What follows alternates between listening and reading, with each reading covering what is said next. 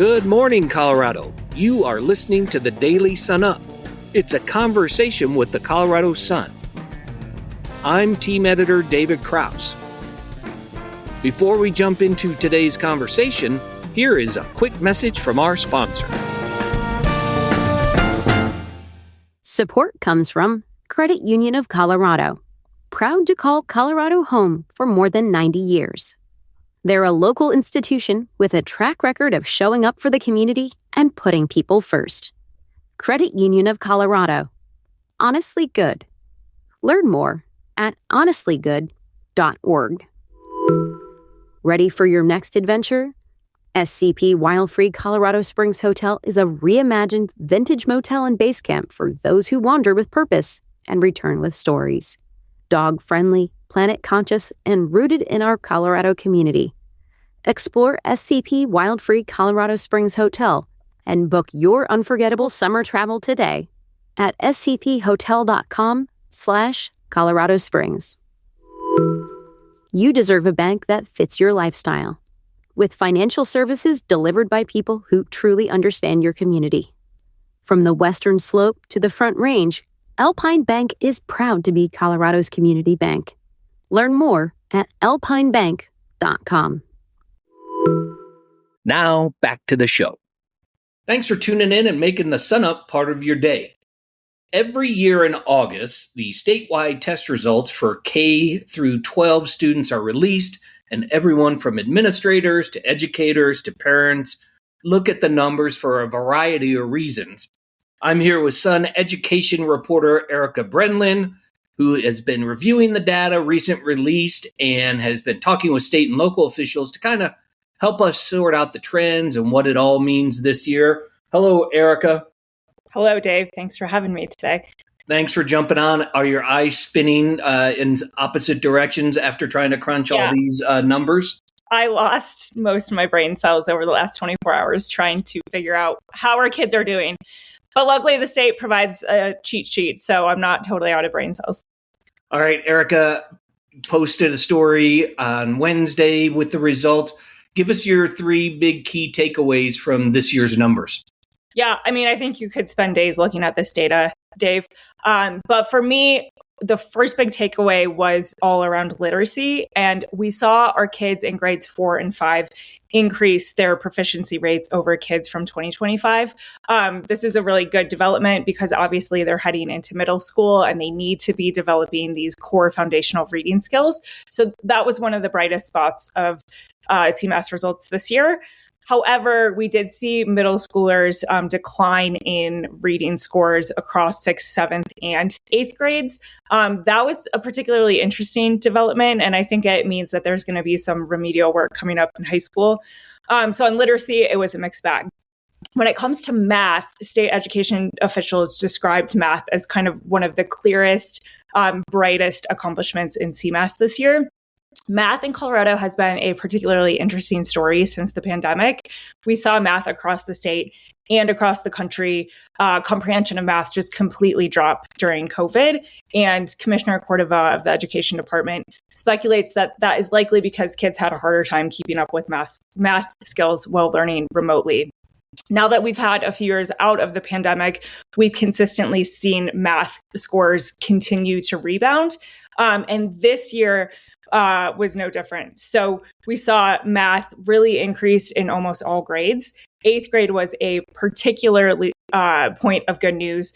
We saw 37.8% of 8th graders being able to meet or exceed expectations. That was a boost from last year when 34.7% of 8th graders could do math skills on grade level or perform above grade level. So math has been very much a bright spot. At the same time, we only do have 37.8% of 8th graders performing at or above grade level expectations. So the increase in scores is great. At the same time, there is a lot of work that needs to be done. And then the last major takeaway for me was, unfortunately, no surprise. We just see gaps in achievement between different student groups continue. And these gaps have been going back for decades. We see kids who are living in poverty, kids who are learning English, kids with disabilities come to school with all these additional learning needs. And we have just simply had gaps persist in achievement levels between these student groups and their peers. And so we just continue to see those gaps. They're not really closing this year. Erica, tell our listeners a bit about the process of reporting this data each year. It's such a huge amount of information. Talk about how the Department of Education kind of rolls out that information to reporters across the state. Yeah, so at the end of May, the state education department releases preliminary results so that we can get kind of an early glimpse of how kids performed in literacy, reading, science, social studies.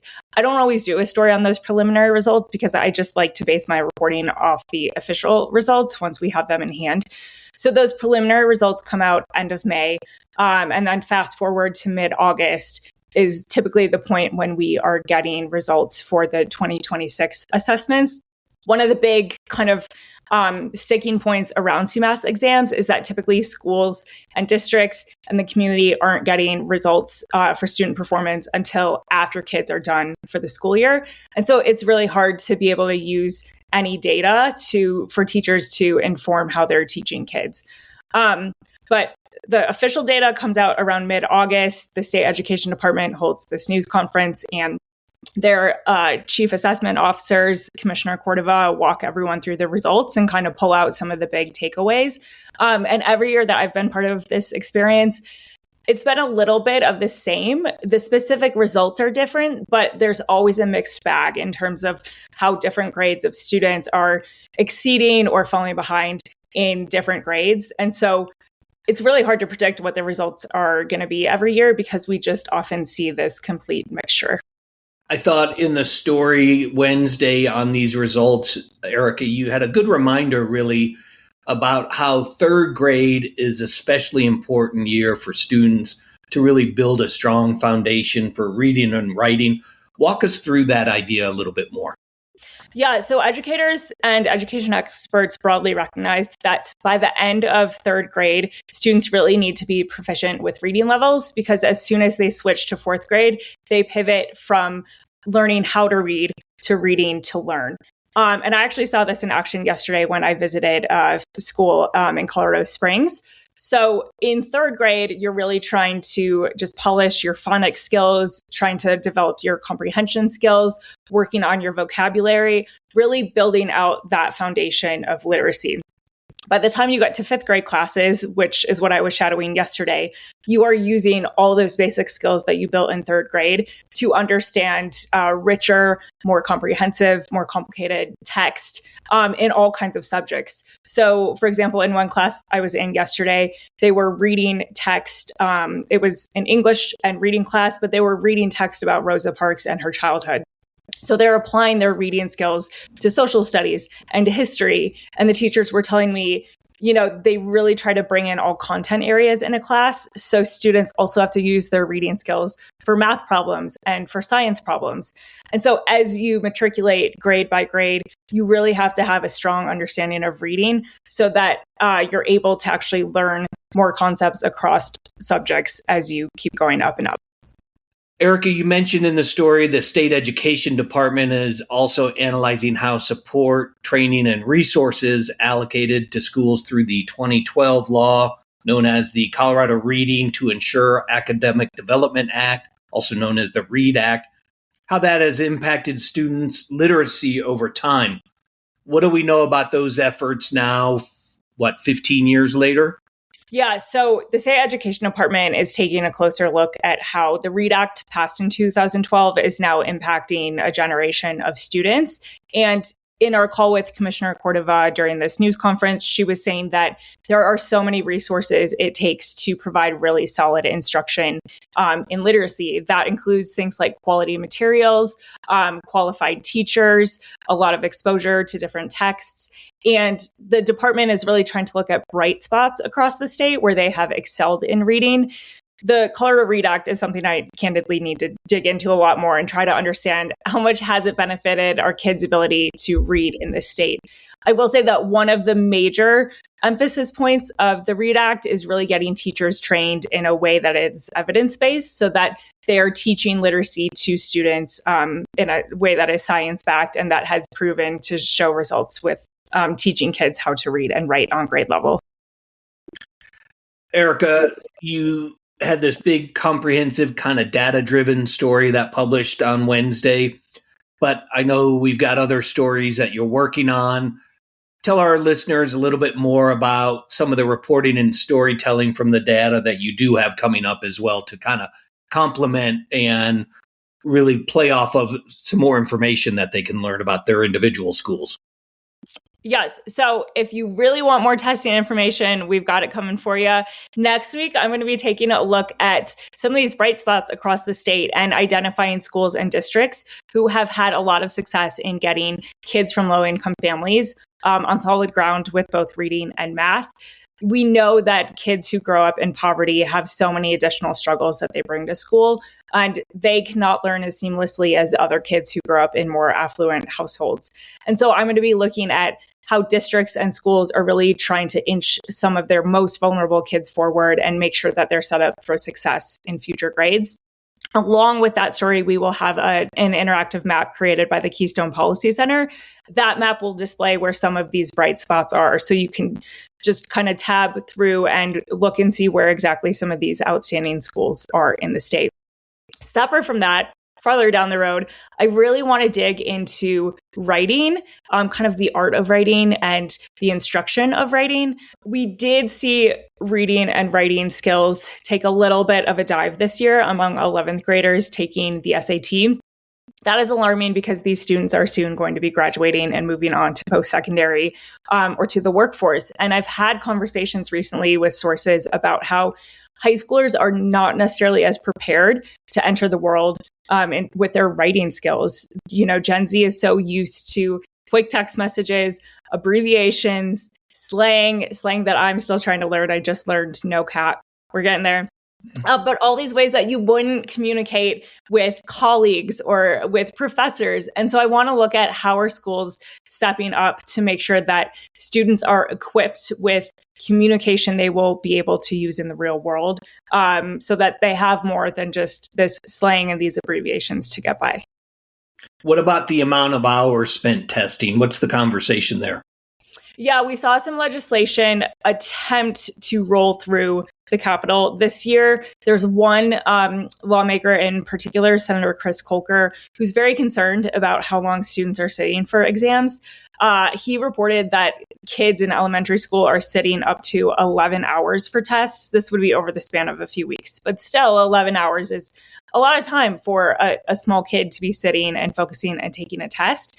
So the amount of time that kids spend on state standardized tests is one front-running point of conversation. And I think we could potentially see more conversations during this next legislative session about, is there a better way to test kids? Could we shave down some of the time that they are sitting for these exams?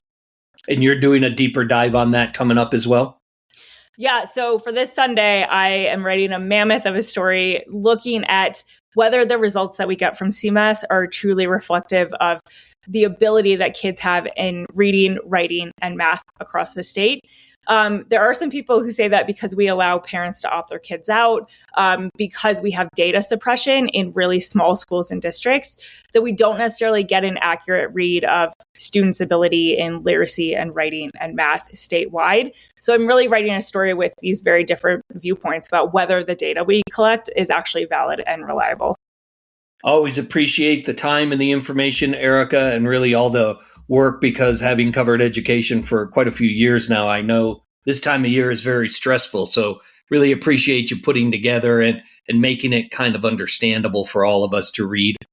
If you haven't already, you can read Erica's initial story on testing results that published yesterday on our homepage, and as well her upcoming coverage. You'll be able to find it on our homepage as well as our free Colorado Sun app.